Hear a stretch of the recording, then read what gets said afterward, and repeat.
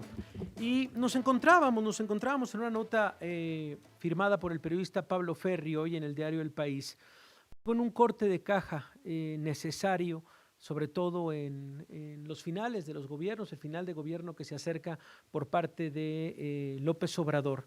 Y hablaba un poco y se detenía sobre los comisionados que investigan la guerra sucia, uno de los proyectos más ambiciosos de este sexenio para alcanzar la justicia, para alcanzar la verdad, para saber qué sucedió y también para acercarnos a las víctimas que piden y siguen buscando a sus desaparecidos desde hace ya varias décadas, de la década de los 70, de los 60, 80 también. Y me da mucho gusto que esta tarde me acompañe Carlos Pérez Ricard. Él es profesor, investigador y justamente integrante de la Comisión de la Verdad de la Guerra Sucia. Carlos, ¿cómo estás? Te saluda Javier Risco. Buenas tardes. Hola Javier, ¿cómo estás? Buenas tardes. Gracias Mucho por gusto. acompañarnos, Carlos. Pues un poco refrescarle la memoria también a los radioescuchas sobre esta Comisión de la Verdad de la Guerra Sucia. Cuéntanos un poco, danos un poco de contexto, cuándo empezó a trabajar, cómo fueron convocados y desde hace cuándo, Carlos. Mira, te platico. Sí, La Comisión para la Verdad de Guerra Sucia, el nombre es más largo, pero lo resumo ahí.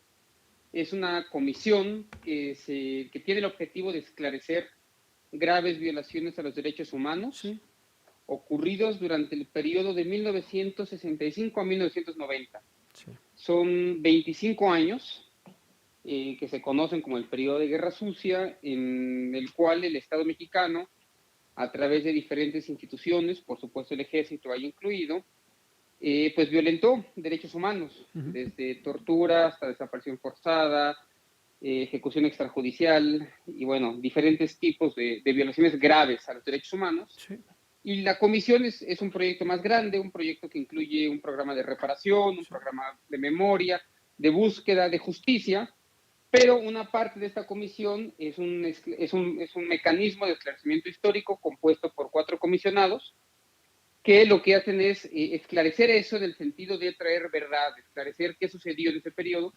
Trabajamos con un equipo de unos 35 investigadores y los últimos 3 años, del 2021 a la fecha, nos hemos dado la tarea de entrevistar personas, de revisar archivos, para crear una nueva narrativa de lo sucedido en ese periodo que, insisto, es del 65 al 90.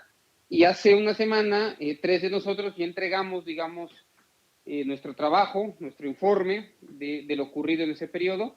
Todavía no lo damos a conocer en su totalidad porque estamos esperando a que las otras partes del Claro. mecanismo y de la comisión lo den a conocer, pero nosotros ya entregamos, digamos, nuestra parte, pero sí estamos ya puestos a ir dando a conocer algunos de los hallazgos. ¿Qué tantos, bueno, primero, para tener una luz de por dónde empezar, sé que se reunieron con familiares, sé que investigaron, por supuesto, algunos casos abiertos, que siguieron esas rutas a partir de gente que sigue buscando a sus desaparecidos.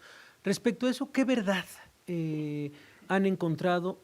Se me hace también, la gente pensaría que 3 años es muchísimo tiempo de investigación, pero si te toca investigar 25 años, pues es una tarea bastante titánica. Así que cuéntanos un poco de eso. ¿Qué tanta verdad trajeron en estos 3 años, Carlos?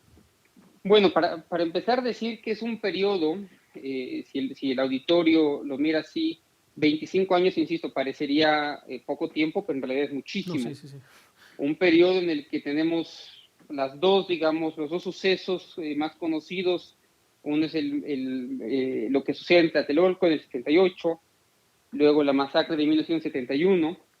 Y para muchos nuestra referencia de la guerra sucia se queda en esos dos momentos, ¿no? En el 68 y en el Sí, 71. De alguna u otra manera, en el paradigma, digamos, en el espacio público han quedado, ¿no? Solamente esos momentos, cuando en realidad la escala represiva del Estado fue mucho mayor y no se limitó a 1968 y al 71. Entonces, digamos, es un primer gran, pues no sé si es un gran hallazgo, pero es, digamos, el paradigma que estamos persiguiendo. No solamente 68 y 71, es más amplio. Y luego es más amplia también el elenco de víctimas. sí. No son solo estudiantes, no son solo guerrilleros, también son disidentes, Ujú. disidentes magisteriales, estudiantiles, evidentemente, pero también disidencias sexogenéricas, obreros, todo tipo de expresión que en alguna u otro momento intentó disentir del Estado, digamos, fue violentada. Y para investigar esto, nosotros hicimos, te platico rápido, más de 150 viajes de trabajo a más de 25 entidades de la República.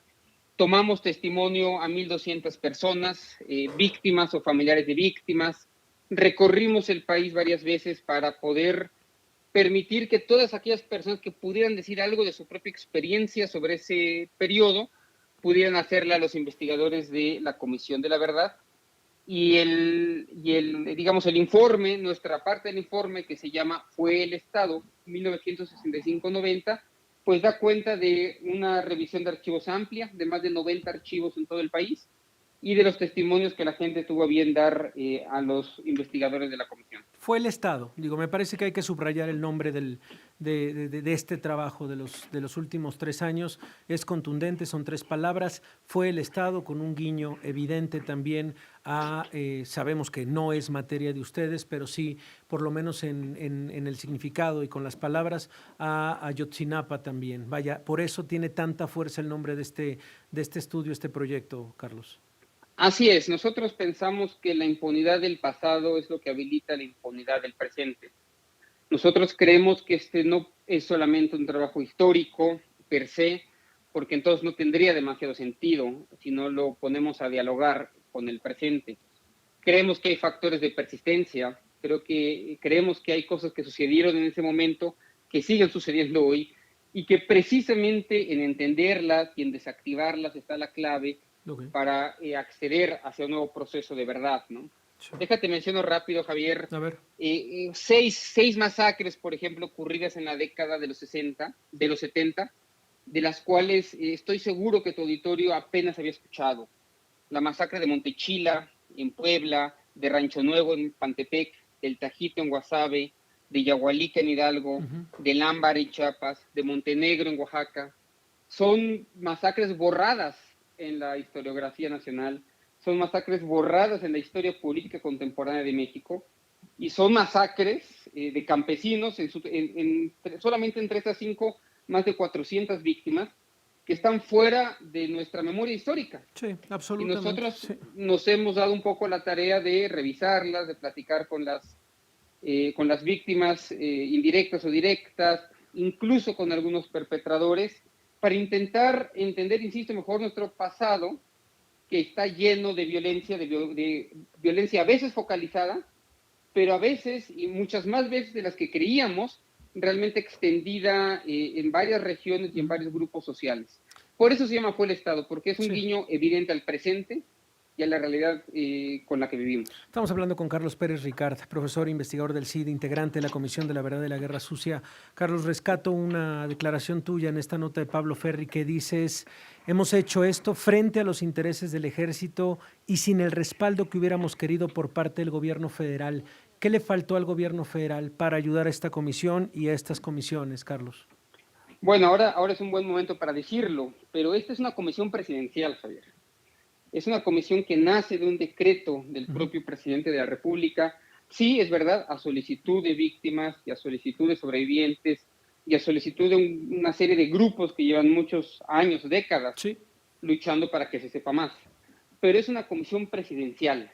Fuimos electos en parte por los colectivos de víctimas, pero también por la Secretaría de Gobernación para hacer este trabajo pro bono que hacemos los comisionados junto a un grupo de investigadores que están trabajando en la Secretaría de Gobernación, que estuvieron trabajando ahí, que van a trabajar ahí hasta septiembre, pero es un proyecto de gobierno presidencial. E incluso así, hoy puedo decirlo con tanta tranquilidad y con tanta tranquilidad también, que nosotros no pudimos acceder, por ejemplo, a los archivos militares, ¿no? Los archivos militares quedaron incluso vedados para los investigadores de la Comisión de la Verdad. Tuvimos muchísimas restricciones por parte incluso desde la Secretaría de Gobernación. 3 años de trabajo no fueron suficientes para que pudiéramos revisar el archivo del Estado Mayor Presidencial, que creemos que fue uno de los centros de mando del autoritarismo mexicano en ese periodo. Es decir, incluso siendo parte de un proyecto de gobierno, ¿no? E incluso habiendo sido electos, digamos, como parte del mismo, nosotros como comisionados independientes, ahora hablo a título personal, pero pues así lo considero, no tuvimos el respaldo que hubiéramos querido para que esta historia que sí contamos y que creemos que contamos de manera bastante nítida, pues pudiera contar también con papeles que son muy importantes para dar cuenta de lo sucedido en ese Mira, periodo. me parece muy importante esto nada más. Vamos a ir a una pausa porque ya sabes cómo son los cortes, pero regresamos a hablar contigo para cerrar esta idea. Una pausa y regresamos. 24 minutos, seguimos platicando con el doctor Carlos Pérez Ricard, él es profesor investigador del CIDE, integrante de la Comisión de la Verdad de la Guerra Sucia. Esta comisión acaba de terminar hace algunos días su labor, me refiero por lo menos el reporte que tienen que entregar, sin embargo, no lo han hecho oficial porque están esperando que las comisiones hermanas también terminen el trabajo y entregarlo todos de manera conjunta. Pero bueno, pues es un esfuerzo, nos lo explicabas, Carlos, que por lo menos fue a petición presidencial, sin embargo, pues vaya que encontraron estos últimos 3 años varias pues bueno, problemas hay que decirlo, pero también algunos espacios de censura, como fueron los archivos militares, que no pudieron ser abiertos a pesar de tener de alguna manera una orden presidencial. Nos estabas contando, pues bueno, esta declaración que haces al diario El País de sin el respaldo que hubiéramos querido, ¿te refieres a eso? A que no hubo apertura 100% de, bueno, pues documentos, de todo lo que se necesitaba para alcanzar la verdad, Carlos. Así es, no solamente se trata de que no tuvimos acceso a los documentos del archivo histórico del Ejército, tampoco lo tuvimos el archivo histórico del Estado Mayor Presidencial, no se nos permitió entrevistar a algunos perpetradores que siguen en activo en el Ejército, y la verdad es que bastantes trabas burocráticas más estructurales que tuvo la comisión. Dicho Bueno, eso, y a sí. pesar de los problemas, esto no es de ninguna manera una manera para decir que no hicimos el trabajo que teníamos que hacer. Ahí está el informe. Son 9 volúmenes, más de 5,000 páginas que nosotros presentamos. Insisto, parte de esto es trabajo de archivo, otra parte son testimonios. Y yo creo, Javier, que el trabajo ahí, los hallazgos ahí, la metodología ahí, es suficiente para pensar en crear una nueva narrativa Sí. de lo que fue el Estado mexicano en ese periodo. Un Estado muy autoritario, que dialogó de forma muy autoritaria con la sociedad en su conjunto, de manera muy violenta. Es decir, que no se limitó solamente contra los actores de la insurgencia armada, que es lo que ya conocíamos, sino que en realidad contra cualquier disidencia fue tremendamente autoritario.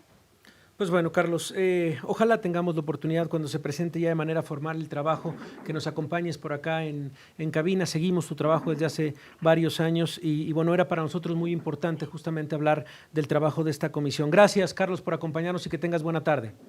Te agradezco el espacio y felicidades por el programa. Un abrazo fuerte. Gracias. El doctor Carlos Pérez Ricard, profesor investigador del CIDE e integrante de la Comisión de la Verdad de la Guerra Sucia. Pues ahí está. Se lograron algunos resultados, algunas verdades también de un trabajo pro bono que se hizo. Sin embargo, hubo falta de presupuesto también, habría que agregarlo, y hubo también, por supuesto, instituciones como el Estado Mayor Presidencial, el Servicio, la Secretaría de Defensa Nacional, que no se negaron a abrir sus archivos. Y bueno, pues sigue gran parte de la verdad o gran parte de lo que sucedió, pues bueno, todavía seguirá enterrado, a pesar de, por lo menos, ser una intención presidencial. Vamos a lo que sigue.